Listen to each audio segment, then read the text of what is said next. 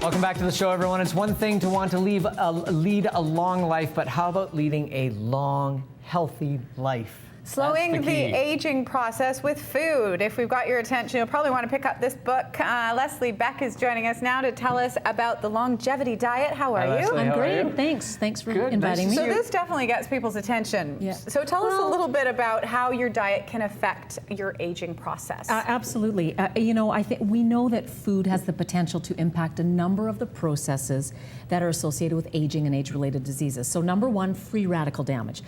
We form free radicals every day in our bodies, and it's widely accepted that that damage that accumulates over time is associated with life expectancy, disease. So food rich in antioxidants can fight that. The other thing is anti-inflammatory foods, foods that reduce inflammation in the body, because chronic low-grade inflammation is now seen as a major determinant of many age-related diseases. Well, and people don't realize that the food can be part of what's causing the inflammation as well. Well, absolutely, that's very true. The other thing that I found fascinating is that certain foods like omega-3 fats, vitamin C-rich foods, even vitamin D, and even taking a multivitamin every day can protect special sequences of DNA in your cells called telomeres. And we know that as telomeres erode and become shorter, we want them long.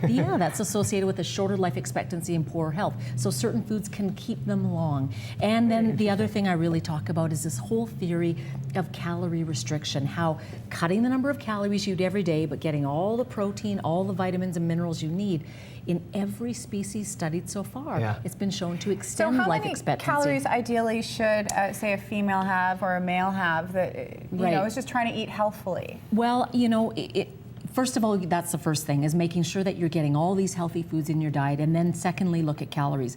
And so what's being studied right now in people in the US is a 25% calorie restricted diet. And that's what I've really put together in this book. So it really depends on how many calories you're each eating right now to maintain your metabolism, weight, your exercise level. So I give, you know, based on different types of exercise levels, whether you're male or female, I give different calories. Now, it might be 1,600, let's say. The key that you've mentioned a few times in here is getting the proper calories and the proper nutrition into that diet every day. And you've brought some examples, and maybe let's start at the other, because this fits into regional cuisines that you've centered as hotspots, locations where people tend to live longer. Blue zones, they're called, where people that live in these 5 longevity hotspots are 10 times more likely to live healthfully to 100 than North Americans. What are they doing? So, well, food is one of them. They eat a plant-based diet, little or no red meat. The other thing they do, Blue Zone residents, overeating is very uncommon. They seem to eat only enough calories to stay lean. Well, it's funny because we're so accustomed to, maybe not as much in Canada, but definitely in North America in general,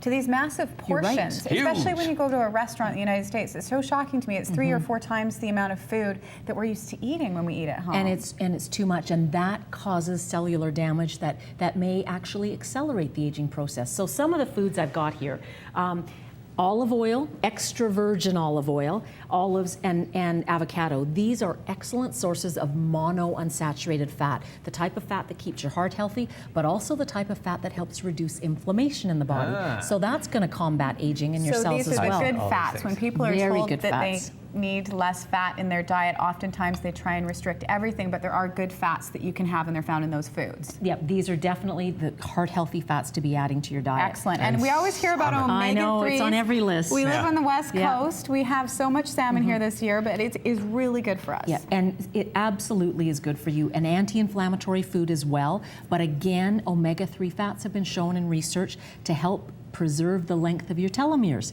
so they keep keeping your cells healthy. Longevity again.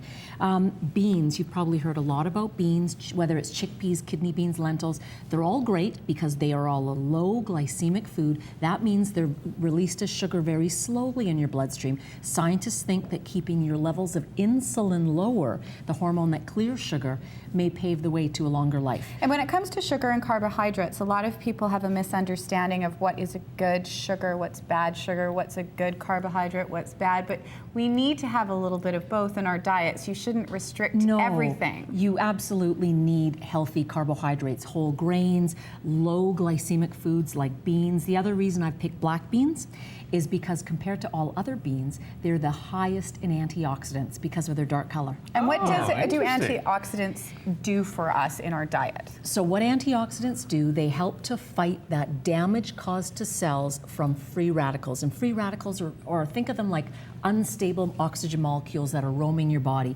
We form them naturally every day. If you smoke, air pollution, you form more of them. Your body has enzymes that can neutralize them, but if it becomes overwhelmed, you're not going to do that. And foods, so many of these foods like oranges, fantastic source of vitamin C, a very potent antioxidant, also keeps your immune system healthy.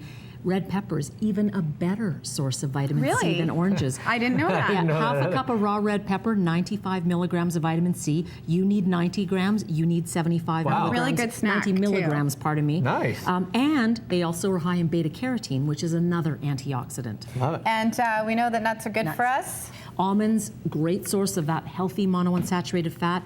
3/4 of your daily vitamin E in a serving of almonds, which is a very strong antioxidant. And another good thing, because a lot of people have trouble, if they're on a diet, they tell you to eat all day. It's a great snack to have, just a few almonds to keep you going. But it's a great snack, but the Don't calories eat the whole add up. bag. 1 cup of nuts. That's our problem, is overindulgence. Peanuts, for example, a cup of peanuts, 1,000 calories. Oh, wow. And calories seem to really They matter can. when it comes to longevity. Good protein as well? Is that part of this as well? You get some Getting away from a protein. meat-based? That it is a more vegetarian protein for sure. Walnuts are another great source of these healthy fats, but they have something a little different than other nuts don't. They have an omega-3 fat called alpha-linolenic acid, or ALA, that again has anti-inflammatory properties in your body. Nice. And look how bad. The humble cabbage. I know. It's got a bad rap, this stuff. Talk to Rob Feeney. I could have had broccoli here. I could have had kale. All of those, they're also among my 25 longevity foods. But I think we really need to talk about cabbage. And the reason is, a cabbage, it's a member of the cruciferous family of vegetables, so it belongs to the same family as broccoli and kale and cauliflower. Very good source of phytochemicals called glucosinolates. And what they do in your body when you consume them, they actually activate enzymes in your liver to help get rid of carcinogens and antioxidants Well, I was as going well. to ask, as we talk about this, I mean, is it ever too late? I mean, can you sort of, when you're in your 60s, can you be like, oh my God, what am I thinking? Absolutely not. It's never too late to make changes to your diet. Yeah. Whether you want to lower your blood pressure, whether you want to reduce your risk of cancer, heart disease, Or just feel lose better. weight, or feel better, Yeah. and hopefully do all these things that are going to add some healthy years to your life. Well, and that's what I love about this. I mean, you talk about that. People can have that expectation of living a long life, but that quality of life is equally, if not more important than the longevity. It's true. I mean, people don't want to live to be 100 if they're going to be frail and have all those aches and pains. Yeah. It's really about, and I hear this every day in my practice, people want to live longer, healthier, they want to have more energy, or they want to stay energetic and stay active when they're older. And I think that's really what people are looking for today. And certainly in all the studies with calorie restriction in animals, those animals didn't just... They're amazing studies. Amazing studies. Yeah. They live far longer, more youthful, more energetic, more active. I'm in. I'm in. I'm in. It's a great book. Make sure you Talks pick it about up. exercise. Longevity Diet is what the title is. Yes, it's got lots of great information.